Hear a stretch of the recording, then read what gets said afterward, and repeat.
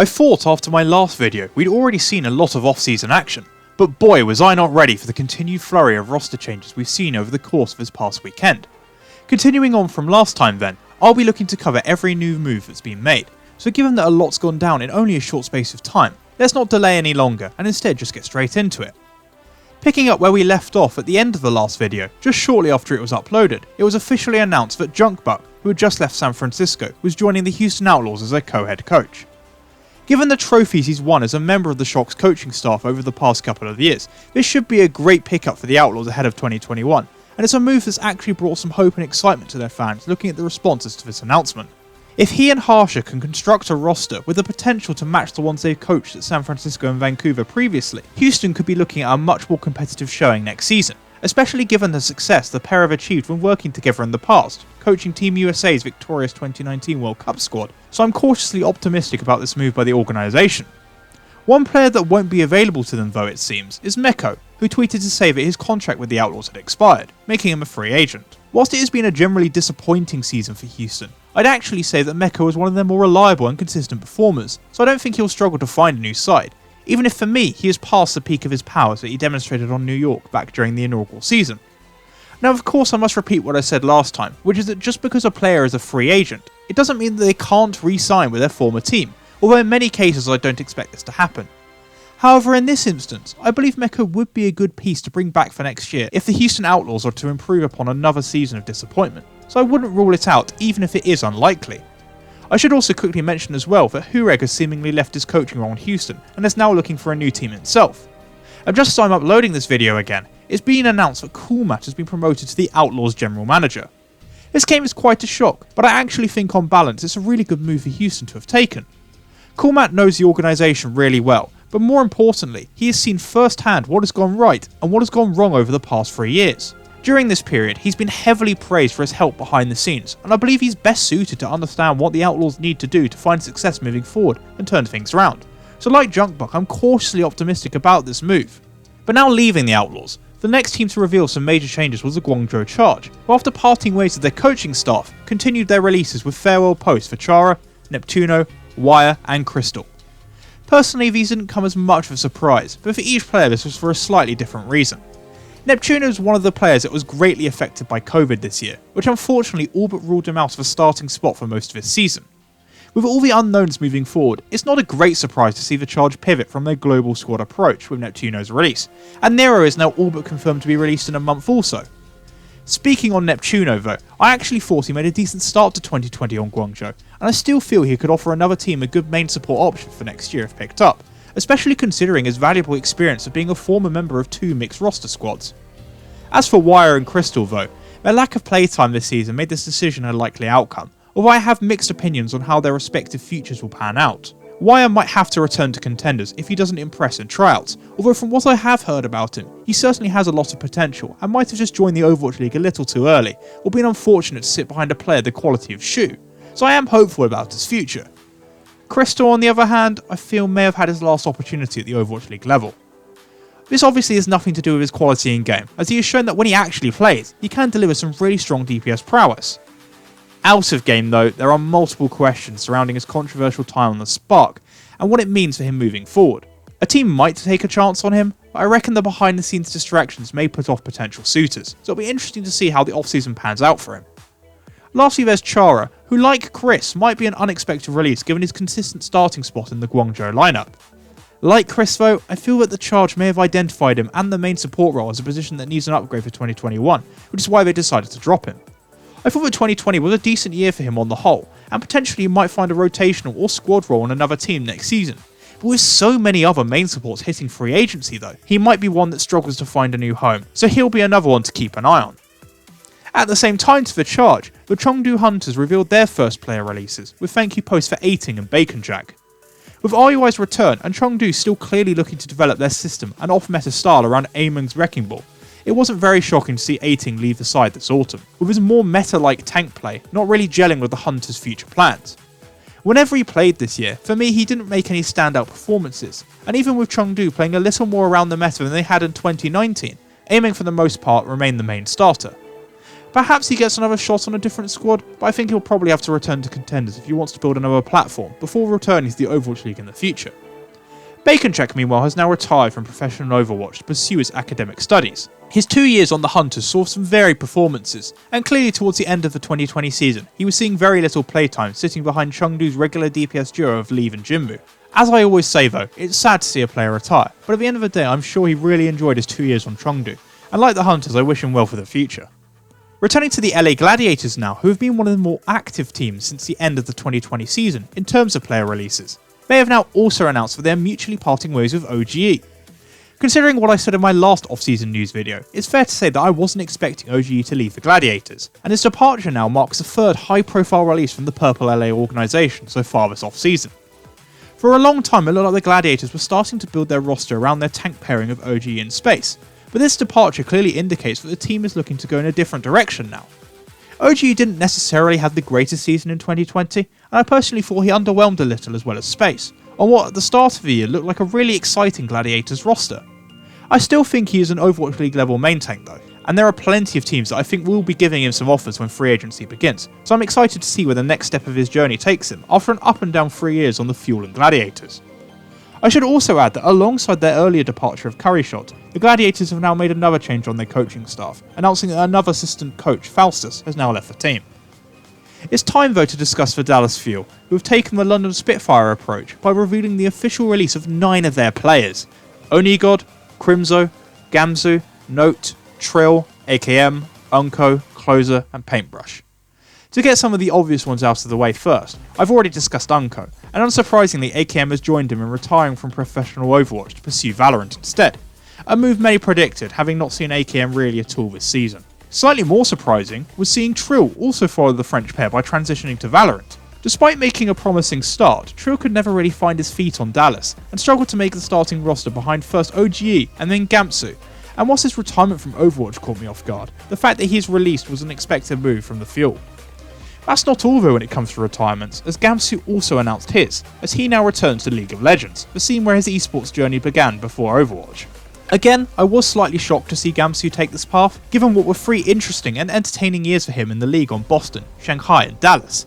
It is a shame to see such a positive and great personality leave the professional Overwatch scene, with his fantastic attitude being praised regularly and unanimously by those in the Overwatch League. However, I'm sure I speak for most people when I wish him the best of luck with his future endeavours.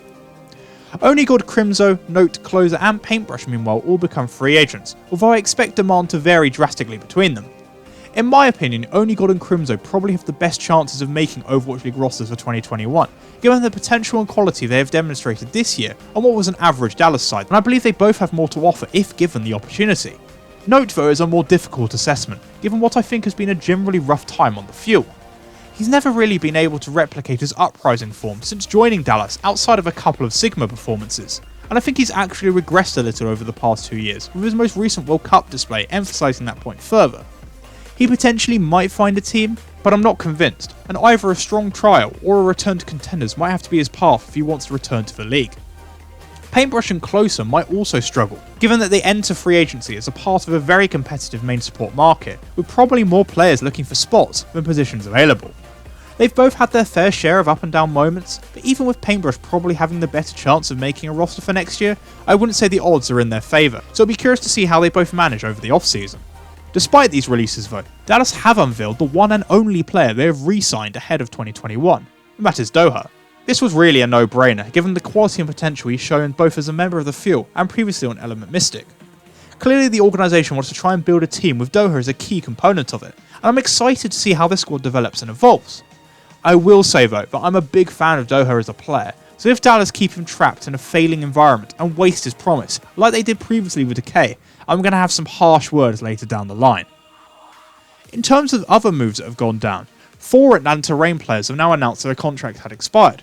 Firstly and most notably was Dogman. Perhaps 2020 wasn't the season that both Dogman and Atlanta were hoping for, given their high pre-season expectations, but it is a slight surprise to see one of the team's most popular players hit free agency. I certainly believe that Dogman has the ability to compete at the Overwatch League level, and I expect him to make a new roster for next year. A major area of improvement for him though will need to be his survivability.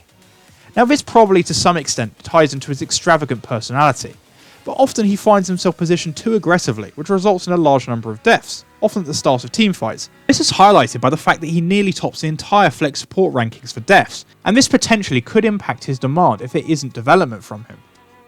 Pokpo, FRD and Fire are the other 3 Reign players to announce their free agency after their contracts expired, and with all 3 stuck in largely bench roles for this season, this was a predictable conclusion. It's hard to say how in demand they'll be this off-season, and I feel especially for FRD and Fire, trial displays will be their greatest chance of earning squad roles for 2021. Pokpo though is a player that I think many have underrated over the past couple of years, and for me he's a really interesting player to keep an eye on in free agency. With Atlanta seeming to commit to their tank pairing of Gator and Hawk, it's not a huge surprise to see them release Pokpo, but I think he's shown the ability and has the potential to improve the main tank position of some of the bottom teams in the league if picked up, and I certainly feel he deserves to get another opportunity at this level. Continuing with other moves, one of the most unexpected tweets from the weekend came from the LA Valiant, who announced the departure of Apply, Gig and McGravy. Apply and Gig's release might have been expected, considering that they've mainly been on the bench this year, and of the 3, they're the ones that could potentially struggle to find a new squad for 2021. That said, I do reckon they could certainly offer some teams some options if they have strong trial performances during the off-season, with Apply still waiting for a real opportunity to show off his full potential, whilst Gig has shown an aggressive style that could suit certain outfits. McGravy on the other hand, however, was someone I definitely did not expect to hit free agency. I thought 2020 was a breakout season for both him and the Valiant, and I personally think his whole career in the Overwatch League has seen him develop as a player from strength to strength. As a recipient of the Dennis of Elcor award, you already know you're getting an excellent character should you pick McGravy up, and I definitely believe he deserves to find his way onto another Overwatch League roster, whether that's in a starting spot or as an important impact influence from a bench. Heading north to Vancouver now, the Titans were another team that revealed both multiple releases as well as a few players that were signed for next season. The 3 released players were revealed to be KSAA, Suna and Karkar. The Suna and Karkar decisions are understandable, given that both struggled to make a notable impact during their playtime this season, and probably they'll have to go through trials or return to contenders if they want to make roster spots on other squads. Not re-signing KSAA makes much less sense, and is one move if the Titans had a choice over I think they might soon regret. For me, KSAA, outside of Shockwave, has clearly been the Titans' best and most consistent performer, with many brilliant performances from the off-tank position, on what generally was a pretty bad team, and I also believe this is in spite of terrible ping. In many ways though, the fact that KSAA is becoming a free agent bodes really well for his future career, as I believe he should certainly receive some offers from much better squads for Vancouver, so I am excited to see where he lands for 2021. The Titans did reveal, however, that they'd extended the contracts of Rolf, Shredlock and Dalton. The extensions for Dalton and Rolf make a lot of sense, with Dalton being one of the team's better performers, and Rolf putting in some solid displays, whilst also helping the Organ brand for his Canadian nationality. Shredlock though is a bit more confusing. I'm sure the fact he's Canadian played a role in his extension, but I must be missing something behind the scenes, as personally I thought he was one of Vancouver's worst performers since they changed rosters midway through the year. As we've seen with main tanks like Fearless and Shadow, you shouldn't be too quick to judge and rule out players without giving them a couple of seasons to develop and improve. But of this trio, he is the player I have the most questions over, and I'm concerned that unless he evolves and develops his play ahead of 2021, he might once again be a weak link on this roster next season. Returning now to some individual team moves, EQO tweeted to say his contract with the Philly Fusion had expired, making him a free agent. With Philly rotating between Carpe, Hisu and Ivy, it did feel like EQO's role within the team was finished, and I think his release is one that will suit both the team and player. He's enjoyed a successful career with the Fusion, and I'm curious to see where he ends up next, although I do have to admit that I think he is past his peak, and he might have to settle for a squad role on a new team before winning back a starting spot next season. The London Spitfire also got in on the action this past weekend, adding to their flurry of releases by announcing the further departure of JMAC. Let's be honest, this wasn't really a shock to anyone now, was it? However, alongside this announcement, London unveiled that Nuki, formerly of British Hurricane, would be joining the organisation as general manager.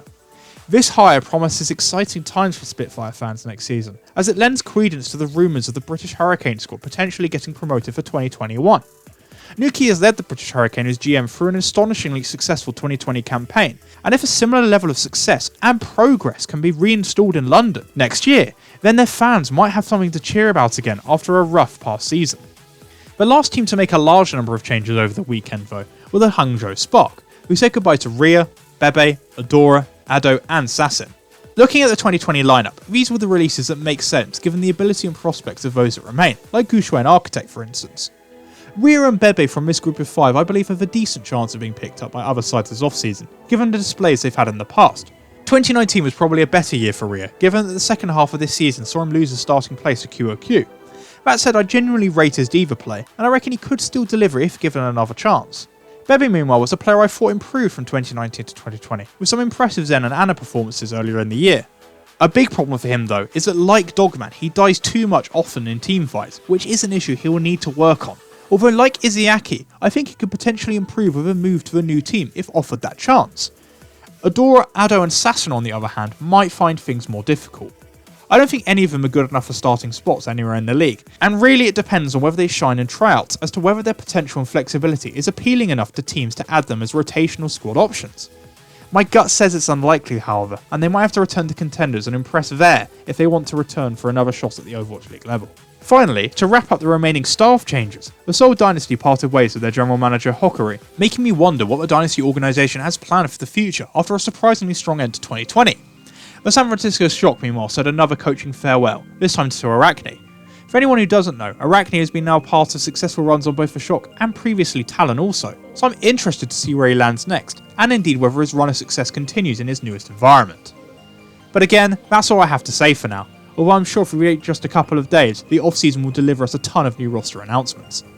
Now though, I want to know what you think down in the comments below, and I'll probably do another update in the next few days, if possible.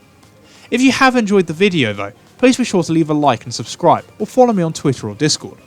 Until next time though, thank you for watching, and I hope you enjoy the rest of your day.